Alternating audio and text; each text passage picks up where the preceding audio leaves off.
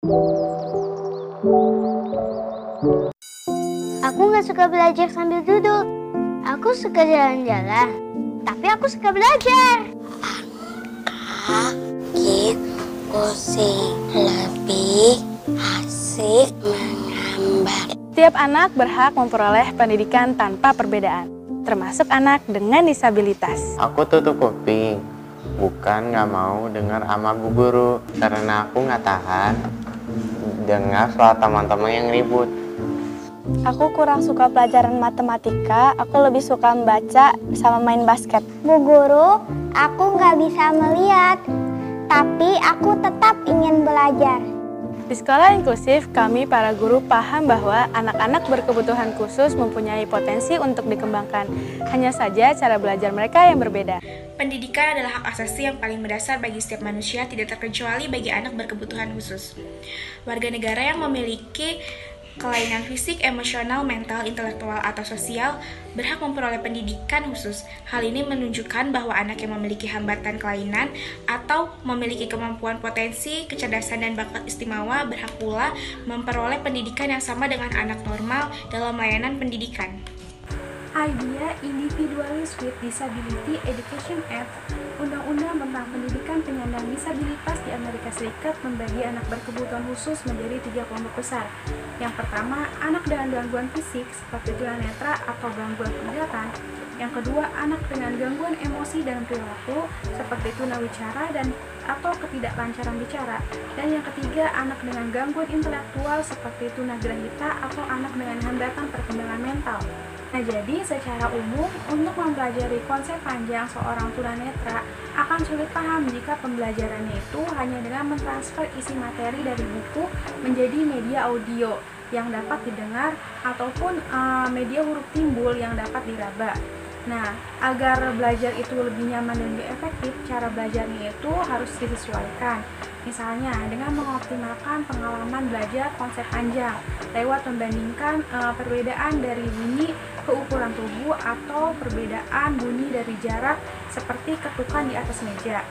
Nah, penyesuaian cara belajar juga harus didukung dari orang tua, guru, ataupun pengajar lainnya agar penyampaian materi tersebut tetap dilakukan lebih spesifik dan juga jelas. Perbedaan kemampuan dan keterampilan merupakan salah satu hambatan bagi anak berkebutuhan khusus untuk mendapatkan pendidikan yang tinggi. Program pendidikan yang tersedia hanya menyarankan anak berkebutuhan khusus untuk sekolah di sekolah luar biasa yang kurikulumnya cenderung hanya berfokus pada kemampuan dasar. Hal ini yang memungkinkan awal mula munculnya konsep pendidikan inklusif di Indonesia. Pendidikan inklusif adalah suatu pendidikan yang memungkinkan semua anak berkesempatan untuk berpartisipasi dalam kelas reguler tanpa memandang ras, kelainan, atau karakteristik lainnya. Pendidikan inklusif memberikan berbagai kegiatan dan pengalaman sehingga semua anak dapat berpartisipasi dan berhasil dalam kelas reguler, serta bisa bersekolah di sekolah tetangga ataupun sekolah terdekat. Dengan demikian, kehadiran pendidikan inklusif berpotensi mampu memberikan kontribusi yang berarti bagi setiap anak dalam segala kemampuannya, terutama anak yang berkebutuhan khusus. Dengan adanya pendidikan inklusif ini memungkinkan siswa-siswi dengan berkebutuhan khusus dapat berkesempatan mendapatkan pendidikan seluas-luasnya dan juga menerima layanan pendidikan reguler di sekolah bersama-sama dengan siswa lainnya dalam iklim dan juga proses pembelajaran dengan layanan pendidikan yang layak dan setara. Selain itu, anak berkebutuhan khusus dengan anak reguler lainnya dapat saling berinteraksi secara wajar sesuai dengan tuntutan kehidupan sehari-hari.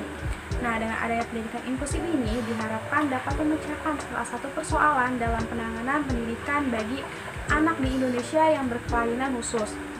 Pendidikan inklusif ini memiliki filosofis tersendiri, yaitu mereka meyakini bahwasannya setiap anak, baik dengan gangguan perkembangan fisik atau mental maupun kecerdasan ataupun bakat istimewa, berhak untuk memperoleh pendidikan seperti anak-anak normal lainnya dalam lingkungan sekolah yang sama.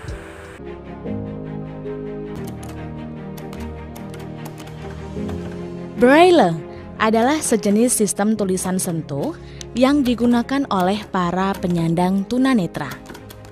Selain itu, menurut Sunanto, Braille adalah serangkaian titik timbul yang dapat dibaca dengan perabaan jari oleh penyandang tunanetra.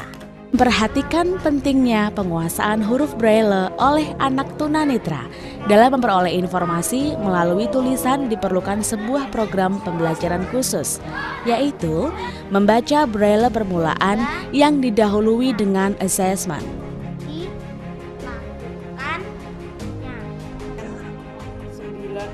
Peran serta guru, orang tua, dan dukungan masyarakat sangat penting dalam proses membantu siswa tunanetra dalam belajar menulis dan membaca huruf Braille. Sehingga guru, orang tua, dan masyarakat perlu tahu bagaimana cara mengajari anak tentang menulis dan membaca huruf Braille. Kita sebagai warga negara Indonesia yang baik dan juga mengamalkan nilai-nilai toleransi dalam sila-sila Pancasila, kita juga harus turut serta mendukung dan juga menyukseskan program dari pendidikan inklusif ini.